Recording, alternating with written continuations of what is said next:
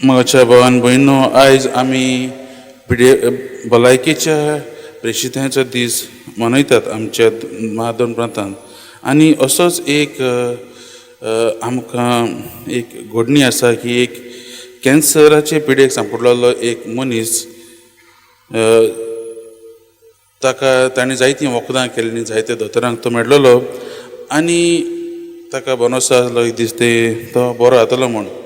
पूण जायते काळ गेलो आनी हे दोतोरान ताका सांगलें की ताचे बरे जावपाचे चान्सीस बरे लो आसात म्हणून. आनी तें पळोवन हो मनीस आख्खो निराश जाता आनी ताचें जिवीत आख्खेंच बदलता. तो सारको कुडूक असो मनीस जाता, दुसऱ्यांक रागान वागता, दुसऱ्यांक आनी सारको निराशी जावन आपल्या भायल्या भुरग्यांक तो त्रास दिवंक लागता. आनी ताची बायल आनी भुरगीं बी तेन्ना तांकां म्हणटा की ताची ही कॅन्सराची पिडेंतलो तो बरो जावचो ना म्हणून ती ताका एक माद्रीच्या कॅन्सर हॉस्पिटलांत घालतात. थंय टर्मिनली इल कॅन्सर पेशंटांकूय तांची पिडा मानून घेवंक ही माद्री वावुरताली. आनी जेन्ना ती ताका ह्या माद्रीच्या हॉस्पिटलांत घालतात तेन्ना ताचें आख्खें जिवीतच बदलता. तो मनीस एकदां रागार आसलेलो मनीस, निराश जाल्लो मनीस, बायल भुरग्यांक त्रास दितालो तसलो मनीस आतां शांत जाता. आतां कोणूच ताका मेळोंक येयल्यार तो म्हणटा, तो तांकां अशें करून जाप दिता की संवसाराचे सगळे दोतोरांक हांव मेळ्ळो, संवसाराची सगळीं वखदां हांवें केल्लीं आनी ती करूनय ही पिडा म्हज्यान काडूंक जावंक ना. पूण आतां सगळें व्हरून व्हडलो दोतोर जेजू ताच्याच हातान म्हजें जिवीत आसा आनी ताकाच जाय जाल्यार तो म्हाका ताच्यान बरें करूंक जाता. आनी पूण ताका जेजूक दिसतात की हे म्हजें त्रास कश्ट संपोवन आनी म्हाका परत बापाच्या घरा येवंक म्हूण हांव तयार आसां. म्हाज्या भावान भयणो, अशेंच तरेन ह्या कॅन्सर हॉस्पिटलांतल्या ह्या माद्रींनी ह्या जे कोण पिडेंत आसात, ते कॅन्सराचे पिडेक आसात, त्या मनशांक भरवोसो दिवन ती खरे भरवोसेची परगटणार ती जाली. आनी आयज आमकां हेंच करूंक आयची ही तिनूय वाचपां आमकां आपयतात. आमी पयल्या वाचपांत पळयत जाल्यार देखून आमकां इसायास प्रवादाच्या पुस्तकांतलें वाचप आमकां आयकूंक मेळटा. आनी थंय सर्वेस्पराच्या पवित्रपणा मुखार इसायास प्रवादी आपूण अपवित्र आनी किरकोळ म्हूण हें मानून घेता. आनी तेन्ना सर्वेस्पर ताका जिव्या इंगड्यान ताचे ओंठाक लावन ताका शुद्ध करता. आनी जेन्ना सर्वेस्पर येवजिता की कोणाक आपणाचें वावर करूंक धाडूंक जाय, तेन्ना इसायास प्रवादी आपूण उठून जे देवाच्या ह्या कार्याक देवाच्या वावराक आपूण तयार जाता म्हूण तो फुडें सरता. कांयच भियेनासतना, कांयच चिंतिनासतना देवाचेच वावर धरून तो मुखार वता आनी देवाच्या वावराक तो हाजीर जाता. हेच भाशेन आयच्या दुसऱ्या वाचपांतय बी दुसऱ्या वाचपांत भाग्यवंत पावलो कोरीतकारांकूय म्हणून म्हणटा, परगट करता की आमचो हो जो कितें भावार्थ ताणें हो जो कितें शिकवण दिलें तें ताचो भावार्थाचो बुन्याद जावन आसा जेजू क्रिस्त. आनी तो म्हणटा की हो जेजू क्रिस्त पुनव जाल्लो जेजू जायत्या जाणांक भेटलो, जायत्या जाणांक म्हणजे ताच्या शिसांक आनी हेर भाव भयण्यांक आनी ताच्या आवयक सगळ्यांक भेटलो आनी आपणाकूय तो भेटलो म्हणून तो सांगता. आनी तेच परी आपल्या पयलींच्या जिविताची ताका तो उगडास करता.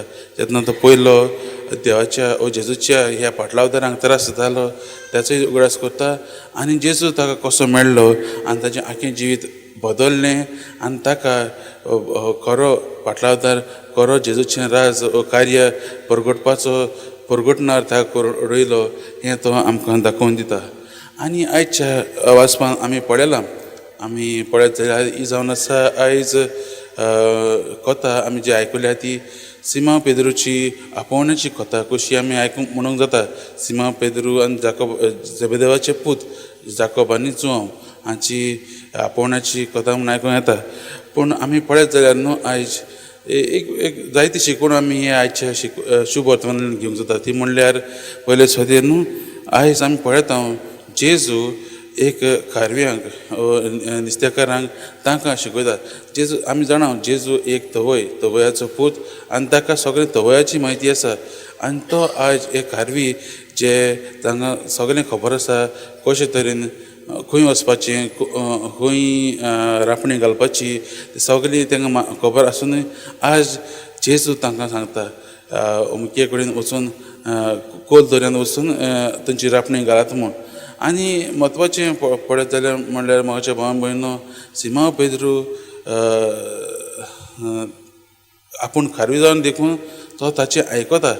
तें एक व्हड हें, तो आपूण खालती जावन तो जेजूची उतरां आयकता. आनी जेन्ना तो जेजूची उतरां आयकता आनी जेजूक तो म्हणटा की तुज्याच उतरां आपूण हें घालता म्हणून ताका व्हडली मासुली मेळटा तें आमी पळयता.